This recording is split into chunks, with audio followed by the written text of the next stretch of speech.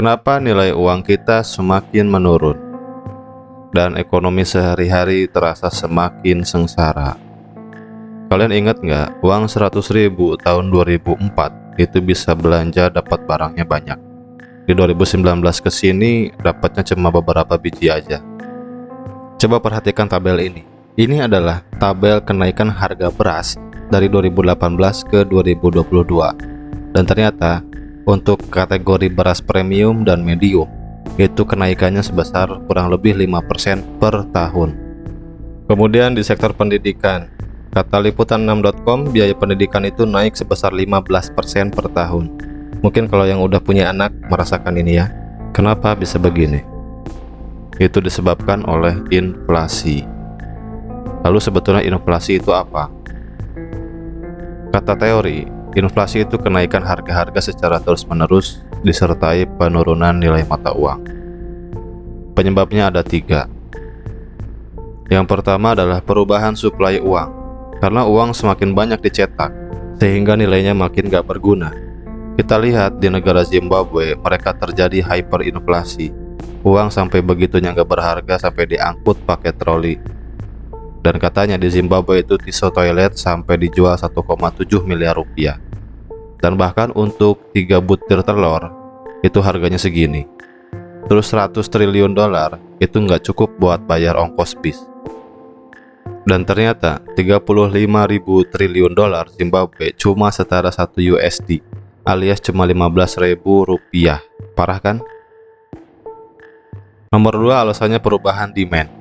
Demand atau permintaan pasar yang tinggi, sedangkan supply atau ketersediaan tidak memadai. Akhirnya produsen suka-suka mereka menaikkan harga barang atau jasa. Kalian ingat nggak waktu zaman COVID? Masker langka karena permintaannya banyak. Akhirnya para penimbun itu jual maskernya gila-gilaan. Harganya sampai 300 sampai 600 ribu. Bahkan ada orang sinting yang jual sampai 30 juta buat satu box masker.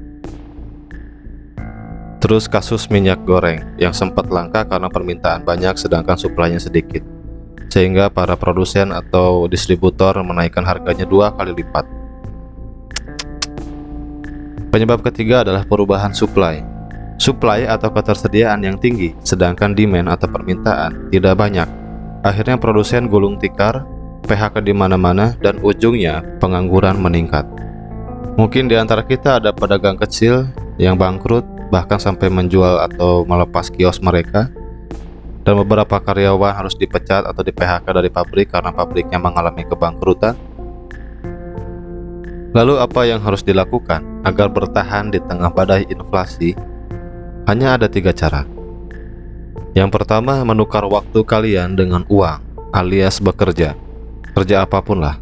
Yang kedua, bekerja plus menambah skill agar gaji kalian naik. Yang ketiga, menjual barang atau jasa, jual barang orang ataupun jasa orang lain. Yang keempat adalah investasi. Tapi saya sarankan kalian fokus di 3 poin ini, karena investasi itu harus uang yang betul-betul dingin dan terpisah dari kebutuhan sehari-hari. Kalau saya lebih setuju kita mulai beranikan untuk usaha. Kalau nggak punya modal buat usaha, kita bantu usaha orang lain. Kalau kalian nggak tahu caranya, silakan tulis di kolom komentar. Punya ide apa? Silakan komen, nanti kita diskusi di sana. Buat kalian yang belum tonton video gue sebelumnya, silakan klik di sini. Mudah-mudahan jadi inspirasi buat kalian semua. Thank you.